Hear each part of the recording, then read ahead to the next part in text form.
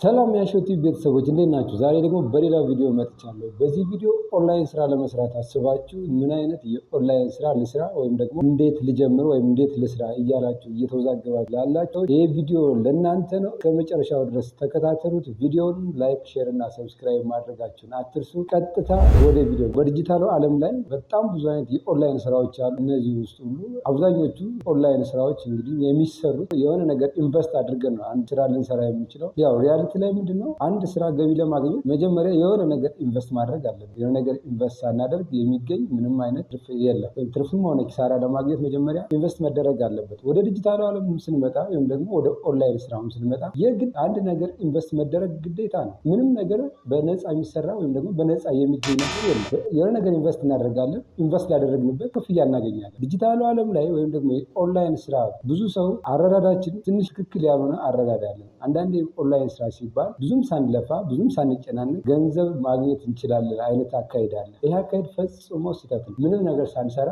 ልናገኝበት የምንችለው የኦንላይን ስራ የለም። ስለዚህ አንድ ሰው ኦንላይን ስራ ሰርቶ ገንዘብ ማግኘት ከፈለገ በመጀመሪያ ምን ኢንቨስት ማድረግ እንዳለበት ማወቅ አለበት። ሁለት ነገር ኢንቨስት ሊያደርግ ይችላል። አንደኛ ገንዘብ ካለው ገንዘብ ኢንቨስት አድርጎ ኢንቨስት ባደረገው ገንዘብ ልክ መስራት ይችላል። ሌላኛው ደግሞ ኦንላይን ጋር ሊሰራ የሚችለው ስኪል ይዞ ሊመጣ ይችላል። ይሄ ስኪል ማለት ጊዜውን ሰጥቶ የራሱን እምቅ ችሎታውን ደግሞ የራሱን ችሎታ ሰጥቶ በዛ ገንዘብ ማግኘት ይችላል ወይም ደግሞ ገንዘብ መስራት ይችላል። ስለዚህ ከሁለት በአንዱ ነው ገንዘብ መስራት የምንችለው። ወይ ብር ኢንቨስት ማድረግ አለብን። የሆነ የራሳችን የነበረ ኢኒሻል ካፒታል ካለን ያን ካፒታል ኢንቨስት አድርገን በዛ ገንዘብ መስራት እንችላለን። አሊያ ደግሞ ስኪል ካለን ስኪላችንን ተጠቅመን ጊዜ ሰጥተን ስኪላችንን ተጠቅመን በዛ ገንዘብ ጀነሬት ማድረግ እንችላለን። እኔ በሁለቱ በዚህ ነው የማምነው። በነፃ የሚባል የኦንላይን ስራ የለም። ወደ ዲጂታሉ ዓለም ስንመጣ ስኪል ነገር ይዘን ብንመጣ ትልቅ ነገር ከዜሮ ለመነሳት አስተውላችሁ ከሆነ ከዲጂታሉ ዓለም ውጭ ያሉ ስራዎች ኢንቨስትመንት ይፈልጋሉ ወይም ካፒታል የሚፈልጉ ናቸው። በአብዛኛው ስራዎች ገንዘብ ጀነሬት ለማድረግ ብዙ ጊዜ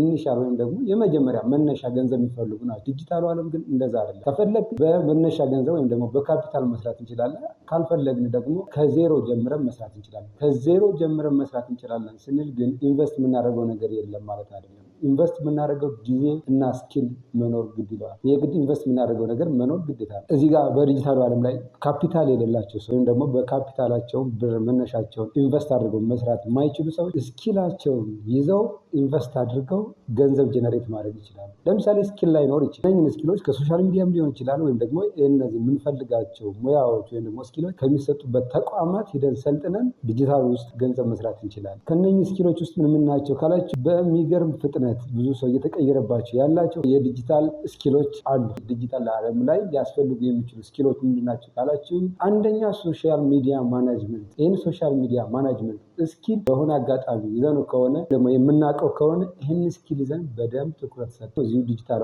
ዓለም ላይ ስራ ላይ ብንሳተፍ በጣም ብዙ ሰው እየተቀየረበት ያለ አይነት ስራ ስለሆነ እኛም በስርዓት መቀየር እንችላለን። ሁለተኛው ዲጂታል ማርኬቲንግ። ዲጂታል ማርኬቲንግንም ምናልባት ፎርማል በሆነ በትምህርት ያገኛችሁ ይኖራላችሁ ወይም ደግሞ የተወሰነ እውቀት ያላችሁ ትኖራላችሁ። ይሄንን ዩቲዩብ ወይም ደግሞ ሌላ ሙያ ማሰልጠኛ ተቋማት ጋር ገብታችሁ ትንሽ አዳብራችሁ ይሄንን ወደ ቢዝነስ መቀየር ይችላል። የሚገርም የቢዝነስ አይዲያ ነው። በስርዓት ግን እውቀቱንና ጊዜን መስጠት የሚጠይቅ ግን የሚገርም ብር መስራት ወይም ደግሞ ጀነሬት ማድረግ የምንችልበት የዲጂታል ስኪል ነው። ሶስተኛው ግራፊክ ዲዛይን። ግራፊክ ዲዛይኒንግ አሁን በጣም በፍጥነት ሰው ወደዚህ ሙያ ብዛት እየገባበት ይገኛል። ያ ማለት ግን እንድንጥር ያለ የግራፊክ ዲዛይነር አለ ማለት አይደለም። በጣም የተወሰኑ ጥቂት ልጆች ሊኖር ይችላል። በጣም ብዙ ሰው ወደ ሙያው እየገባ በዛው ልክ ግን ሁሉም ሰው ተጠቃሚ እየሆነበት ያለ አሪፍ የዲጂታል ዓለም ስራ ነው ግራፊክ ዲዛይኒንግ። አራተኛ ቪዲዮ ኤዲቲንግ። ቪዲዮ ኤዲቲንግ እንደሌሎቹ ታሁን በፊት እንደጠቀስኳቸው የዲጂታል ስራዎች ሁሉ ቪዲዮ ኤዲቲንግ አንድ ዲጂታሉ ዓለም ላይ ያለ ስኪል ነው። ይህን ቪዲዮ ኤዲቲንግ ስኪሉን በማለት ሙያ ማሰልጠኛ ተቋማት የቪዲዮ ኤዲቲንግ ማሰልጠኛ ተቋማት ገብተን ሊሆን ይችላል ወይም ደግሞ ሶሻል ሚዲያ ላይ ራሳችን በማስተማር ስኪሉን በመያዝ ብንሰራበት ፍሪላንሰር ሆነን ልንሰራ እንችላለን። ተቀጥረንም ልንሰራ እንችላለን። ብንሰራበት የሚገርም ብር ጀነሬት ማድረግ የምንችልበት የዲጂታል ዓለም ስራ ነው። ሌላኛው ዌብ ዲቨሎፕመንት። ዌብ ዲቨሎፕመንት አሁን ላይ በተለይ በጣም በስፋት እየተሰራ ያለ የዲጂታል ስራ ነው። በጣም በስፋት ብዙ ሰው ቲም ሊሆን ይችላል ለግላቸው በጣም ብዙ ዌቦችን ዲቨሎፕ እያደረጉና በጣም ብዙ ዌብሳይቶችን በጣም ብዙ ጌሞችን ክሬት እያደረጉ ትልቅ ስራ ነው። ይህን ስራም ብታዳብሩ በጣም በማይታመን መልኩ ስኪላችሁን ብቻ ወይም ደግሞ እውቀታችሁን ብቻ በመጠቀም የማጠብቁት ብር ጀነሬት ማድረግ ይቻላል። ሰባተኛ ወይም ደግሞ ሌላኛው የዲጂታል ዓለም ስራ ወይም ደግሞ ኮንተንት ክሬተር ነው። ይህ ሙያ በጣም ብትገፉበት ሙሉ ነገሩን ሊያሳውቃችሁ የሚችልና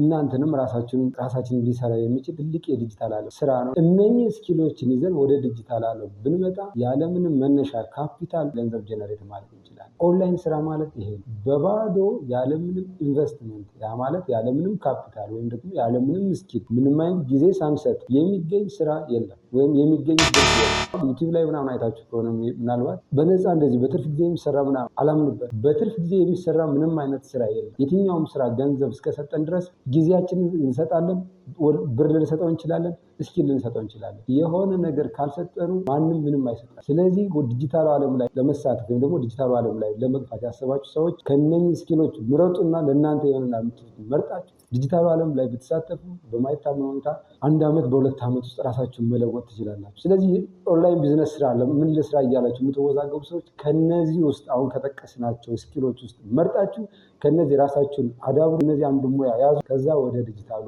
ዓለም ተቀላቀሉ። ህይወታችሁን ሊቀይር የሚችል ገንዘብ ጀነሬት ማድረግ ትችላላችሁ። በነገራችን ላይ ዲጂታል ዓለም ደስ የሚለው ነገር ገንዘብ ብቻ አይደለም ጀነሬት የምታደርጉት፣ ስብዕናችሁንም በዛው ልክ ትለውጣላችሁ። ምክንያቱም የምትውሉት ስራ ላይ ነው። ስራ ላይ ስትውሉ ደግሞ ሙሉ ለሙሉ ስራ ላይ ሆናችሁ ማለት ነው ያለውን ማንነቱን ስብዕናውን እየገነባ ስለሚሄድ ይሄ ራሱ ትልቅ ለውጥ ያመጣል። ስለዚህ ዲጂታል ዓለም ላይ መሳተፍ የምትፈልጉ ከነዚህ ስኪሎች ራሳችሁን አንዱን ስኪል ምረጡና ራሳችሁን አብቁ። ከዛ በኋላ በድፍረት ወደ ሙያው ግቡበት። ኮሚትመንት ይጠይቃል። በደንብ ኮሚትድ ናችሁ ስሩበት፣ ጊዜ ሰጣችሁ ስሩበት፣ ራሳችሁን ለውጣችሁ ታገኙታላችሁ። ስለዚህ ኦንላይን ስራ ለመስራት የምታስቡ ሰዎች እነኚህ ስኪሎች ውስጥ መርጣችሁ ከነዚህ ራሳችሁን አዳብራችሁ ስሩ። ምንም አይነት በትርፍ ጊዜ የሚሰራ ስራ የለም።